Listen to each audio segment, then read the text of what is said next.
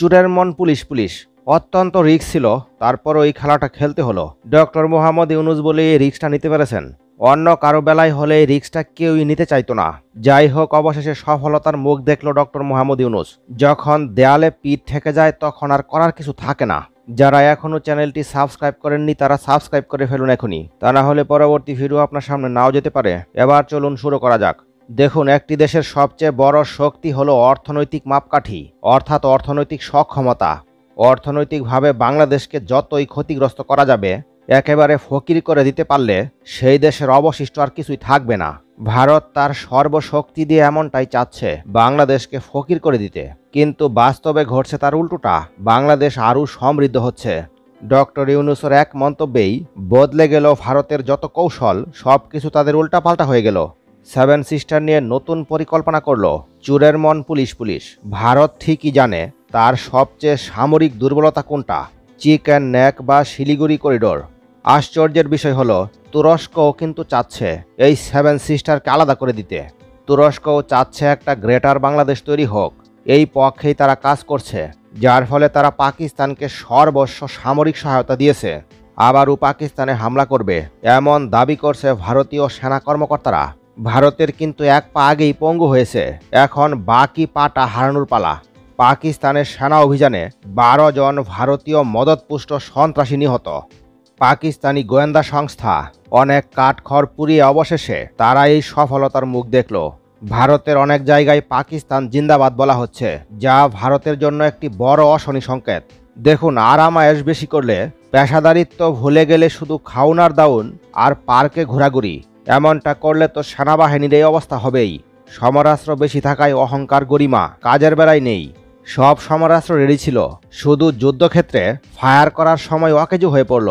পেশাদারিত্বের অভাব যাকে বলে। আর এই সুযোগটি শতভাগ কাজে লাগিয়েছে পাকিস্তান। আর সব কিছু ঠান্ডা মাথায় পর্যবেক্ষণ করছিলেন ডক্টর মোহাম্মদ ইউনূস। একেই বলে সঠিক সময়ে সঠিক ব্যবহার। ভারত ভুল করলেও ভুল করেনি ডক্টর মোহাম্মদ ইউনূস। তিনি এখনো পর্যন্ত ঠান্ডা মাথায় খেলে যাচ্ছেন।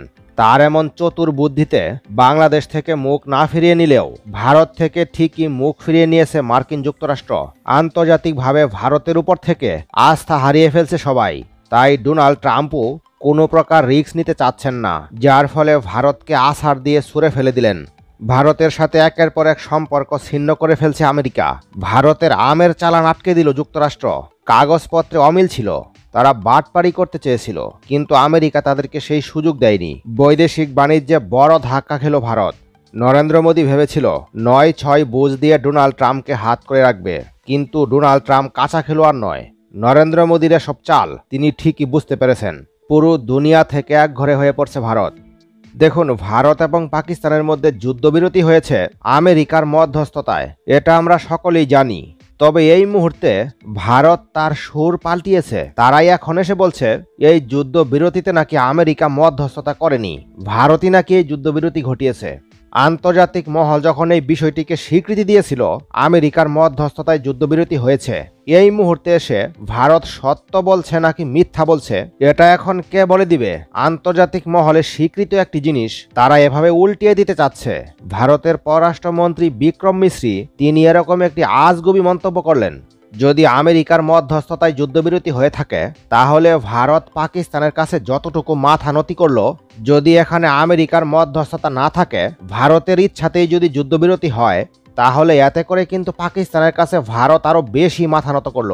যারা নিজের ভালো বুঝে না, নিজেকে আরো বেশি করে অসম্মান করে, তাদের দ্বারা আপনি আর কি বা আশা করতে পারেন? বিক্রম মিশ্রি যা বলল তাতে করে কিন্তু ভারত আরো বেশি করে হাসির পাত্র হয়ে গেল। সত্যি লজ্জা থাকা দরকার ছিল। কোন সময়ে কোন পদক্ষেপ নিতে হবে এটা যাদের জানা নেই, তারা যুদ্ধক্ষেত্রে আরো বড় বড় সিদ্ধান্ত তাৎক্ষণিকভাবে কিভাবে নিবে এটা বোধগম্য নয়। সুতরাং শুধু বড় বড় বলি ছড়াতে পারবে, কিন্তু কাজের বেলায় কোনো কাজ করে দেখাতে পারবে না। ডক্টর মোহাম্মদ ইউনূস তার পুরো উল্টো। তার জন্যই মূলত আজ ভারতের মাথা খারাপ হয়ে গিয়েছে, উল্টাপাল্টা সিদ্ধান্ত নিচ্ছে। একটা জিনিস না বললেই নয়, ভারতের অদৃশ্য পর্দা কিন্তু খুলে দিয়েছে জাতিসংঘ। জাতিসংঘের ভয়ঙ্কর এক রিপোর্ট সামনে আসলো, যাতে করে কপাল পড়ে গেছে ভারতের। দেখুন, দেয়ালে যখন পিঠ ঠেকে যায় তখন জাতিসংঘ মহাসচিবের আর করার কিছু ছিল না। তিনি ভারতের অদৃশ্য পর্দা না খুলে আর থাকতে পারলেন না।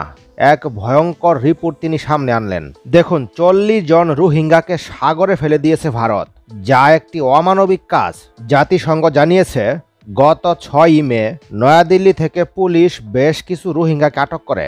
এর মধ্যে 40 জনকে চোখ বেঁধে প্রায় 1,500 মাইল দূরের আন্দামান ও নিকোবর দ্বীপপুঞ্জে নিয়ে যাওয়া হয়, যেখানে পৌঁছানোর পর তাদেরকে লাইফ জ্যাকেট দেওয়া হয় এবং সাগরে ঝাঁপ দিতে বাধ্য করা হয়। ওই সময় তাদের মিয়ানমারের একটি দ্বীপে সাঁতরে চলে যেতে নির্দেশ দেওয়া হয়। ভারতীয় সেনাবাহিনী এরকম একটি অমানবিক কাজ করেছে। ফেলে দেওয়া এসব 40 জন রোহিঙ্গাকে পানিতে ফেলে দেওয়া হয়েছিল। তাদের মধ্যে কিশোর, বয়স্ক এবং ক্যান্সার রোগীও ছিলেন। তবে ভাগ্য ভালো ছিল, ওই 40 রোহিঙ্গার সবাই জীবিত অবস্থায় পৌঁছতে পেরেছেন।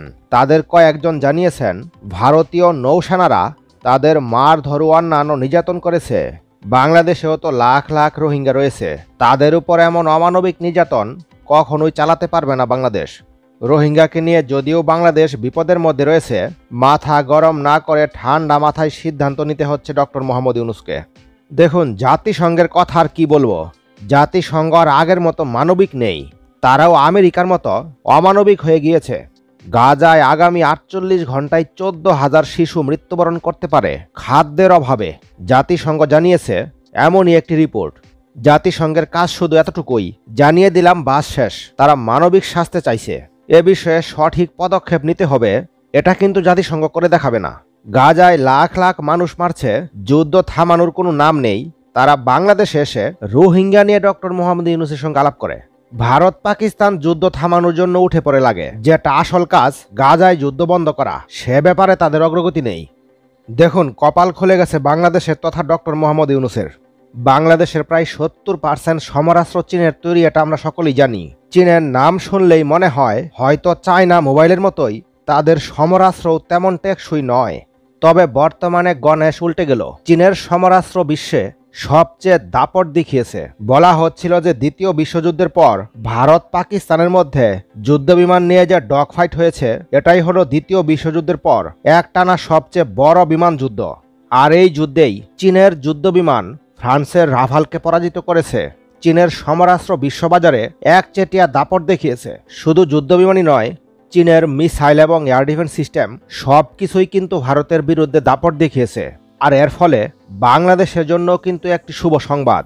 বাংলাদেশের এই যে 70% সমরাস্ত্র চীনের তৈরি, হয়তো এই সমরাস্ত্রগুলি অবহেলিত, কিন্তু বাস্তবে যুদ্ধক্ষেত্রে এই সমরাস্ত্রগুলোই কিন্তু গেম চেঞ্জার ভূমিকা পালন করতে পারে। এই বিশ্বাসটা আগে ছিল না, কিন্তু ভারত পাকিস্তান যুদ্ধের পর এই বিশ্বাসটা তৈরি হয়েছে। আর এতে করে ভারতের কপালে চিন্তার ভাঁজের পরিমাণ বেড়ে গেছে। তাদের চোখে এখন আর ঘুম নেই। চীনের সমরাস্ত্রের প্রতি বাংলাদেশের আত্মবিশ্বাস আরও বেড়ে যাওয়ায় এবার চীন থেকেই জেট-এনসি যুদ্ধবিমান ক্রয়ের সিদ্ধান্ত নিচ্ছে। আর এটাই হলো সঠিক সময়ে সঠিক পদক্ষেপ।